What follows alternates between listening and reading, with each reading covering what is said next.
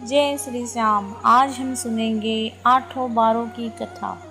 एक माँ एक बेटा था। माँ गंगा जी नहाने गई तो बहू से कह गई कि मेरे बेटे को सुबह रोटी दे दियो। उसने कहा अच्छा दे दूंगी। सुबह बेटा बोला माँ माँ रोटी दो। बहू बोली ना माँ है ना रोटी, कमा के लाओगे तभी रोटी दूंगी। वह बोला भगवान मैं तो कमाना नहीं जानता, लेकिन बहू नहीं मानी। उसने कहा अच्छा तो 4 रोटी और आम का अचार दे दो। बहू ने बनाकर दे दी। वह रोटी लेकर कुएं की पाल पर जाकर बैठ गया और कहने लगा राम कमाना ना जानूं। भगवान ब्राह्मण का वेश बनाकर आए। बोले तुम उदास क्यों बैठे हो? वह बोला मेरी पत्नी ने कहा है कि कमा के लाओगे तो ही रोटी मिलेगी, पर मैं कमाना नहीं जानता। ब्राह्मण बोले भैया कमाना तो मैं भी नहीं जानता, हाँ पर मैं आठों बारों का नाम जानता हूँ जिससे तेरे अटूट भंडार हो जाएंगे।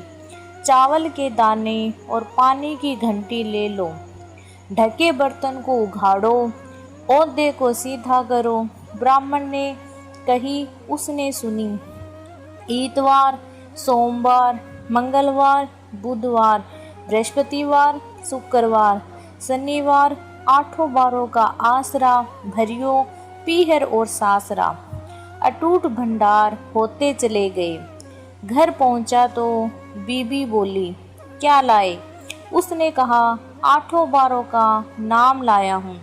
बीबी ने सोचा चलो कुछ तो लाया है। चावल के दाने और पानी की घंटी ला, ओंधे को सीधा करो, ढके को उघाड़ो। उसने कही उसने सुनी। इतवार, सोमवार, मंगलवार, बुधवार, बृहस्पतिवार, शुक्रवार, शनिवार आठों बारों का आसरा भरियो पीहर और सासरा। अटूट भंडार होते चले गए। बहू से बोला मैं बेटी के जा रहा हूँ। फटे से कपड़े पहनकर बेटी के गया। बच्चे बोले नाना आए नाना आए। बेटी बोली कैसे भेष में आए हैं? बच्चे बोले मेले भेष में आए हैं। बेटी बोली आए क्या है, 2 दिन की रोटी तोड़ने आए हैं। सच है गरीब सब कुछ कहला देती है।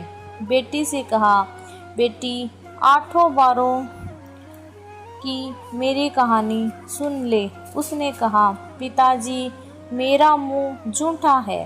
उसके पिता भूखे ही सो गए। अगले दिन बेटी को तरस आया तो पिता से बोली पिताजी पिताजी अपनी कहानी सुनाओ। पिताजी ने कहा चावल के दाने लाओ, पानी की घंटी लाओ, ढके को उघाड़ो, ओंधे को सीधा करो। पिता ने कही बेटी ने सुनी। इतवार, सोमवार, मंगलवार, बुधवार, बृहस्पतिवार, शुक्रवार, शनिवार आठों बारों का आसरा भरियो पीहर और सासरा। अटूट भंडार होते चले गए। बेटी भर भर के बोइयां बांटने लगी।